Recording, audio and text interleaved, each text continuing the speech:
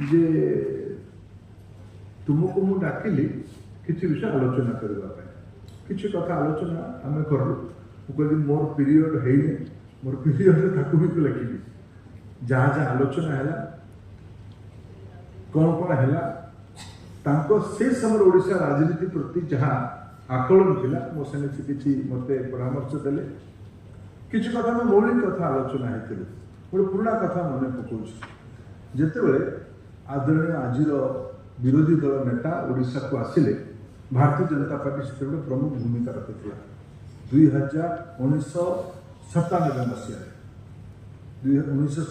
मसीह तत्कालीन यूपीए सरकार विरुद्ध से यूपीए थे ना से सरकार कौन कहला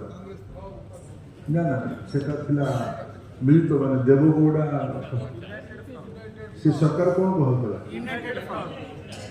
यूनाइटेड ना एनडीए तो आमर थिला यूनाइटेड फ्रंट थिला यूएफ सरकार थिला से समय जेतेबेले आमे इमर्ज करते से ओडिशा राजनीतिक पट परिवर्तन है जनता दल जातीय स्तर में अवक्षय हो सारी ओडिशा रे भारतीय जनता पार्टी 13-14% भोट रे पहुंची कांग्रेस पार्टी सरकार जानी कि वो मुख्यमंत्री थे से समय नवीन बाबू जिते ओडिशा राजनीति को आसिले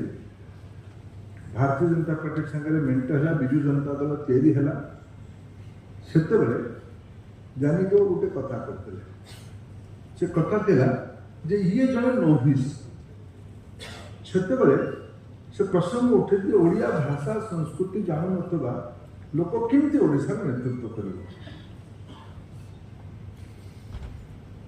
आदरणीय देवी प्रसन्न पट्टनायक महाशय मैंने सब ओडिया लोक मैंने गोटे बड़ आत्मगौरव रहती जहाँ ओडियाटा गोटे अलग दुनिया ओडिया लोक मान गोटे भाषा अच्छी गोटे संस्कृति अच्छी गोटे अभिमान अच्छी नवीन बाबू ये भी सत नवीन बाबू 97 मसीहार आस्कार उपनिर्वाचन 2024 एथर निर्वाचन पर्यंत गोटे कालखंड ओडिशा राजनीति रे केंद्र बिंदु होगी रही एटाको अस्वीकार कर फाइनाली जो जीता और सिकंदर